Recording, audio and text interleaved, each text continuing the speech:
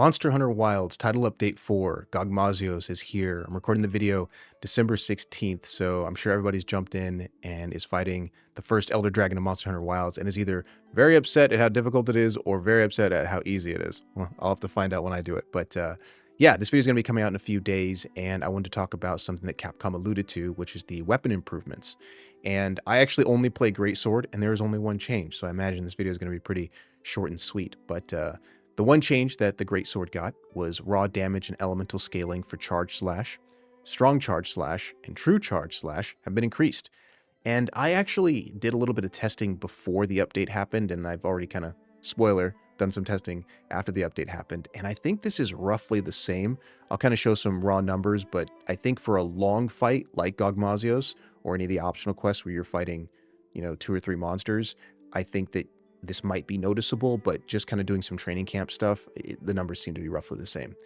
But something that did affect me and my playstyle is actually Flayer, and I went down a little bit of a rabbit hole, but I think I can, like I said, explain this and use a resource that explains what's going on here. So, Flayer, increase the activation rate and effective strength. When activated, the skill deals bonus damage, even if a monster part has exceeded its maximum wound limit. I did not know it worked like that. And then another fixed an issue where it just wouldn't display in high-ranked missions. So the rabbit hole kind of starts here with the Flayer skill and its description. So I'm not one of those min-maxing players or number crunching, and I'm not really writing down all of the numbers in training camp and whatnot. I just kind of read the description of what something is in game, and if it sounds pretty good for how I want to play, I just roll with it. So I actually got all of the Guardian Arcvale gear, and it comes with this skill, I think it's called Decimator, where you get health back when you wound a part. And so I was thinking, oh, this is great. And I put 5 skill points in it, and it says here, makes it significantly easier to inflict wounds. Great. Also deals much more additional non-elemental damage. So this sounds good to me. But looking at this section here, is Flayer good? And this is kind of where the rabbit hole started, because I'm reading some stuff on social media that's saying it's useless and only good for certain weapons, and then other places that say it's actually quite good. So, is Flayer good? Let's take a look. At least according to this website, it says Flayer is not recommended taking at the expense of other offensive skills, and it says the weapons that it would be that inflict wounds faster, like the longsword, sword and shield, and charge blade. So, Greatsword is not of these. And then this is the big one, right? Is Flayer's skill bugged? And it does say it's working as intended according to Capcom's support page. And I think, well, I'll just read it here. The issue stems from the skill not being activated by all weapon moves and the vague description. It is kind of vague. This is the reason why a lot of players believe it is bugged, as it did not behave like a similar skill part breaker. So ultimately, like I said, I've already kind of tested a little bit. I'll kind of show some stuff in training camp. But it seems pretty good. I'm going to try it for Gogmazios. I like the Arcvale gear, and hopefully, and it works for my playstyle. So hopefully, with the changes to it, it's going to be pretty good this time around. Okay, jumping in game here. The wound settings for the training camp are set to normal.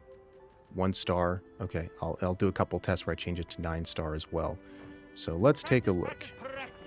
So let's go to equipment info. Actually, it's already showing on screen. We have Flayer level 5 here. And I'll just attack the right side first. So, here we go. And 1, 2, 3.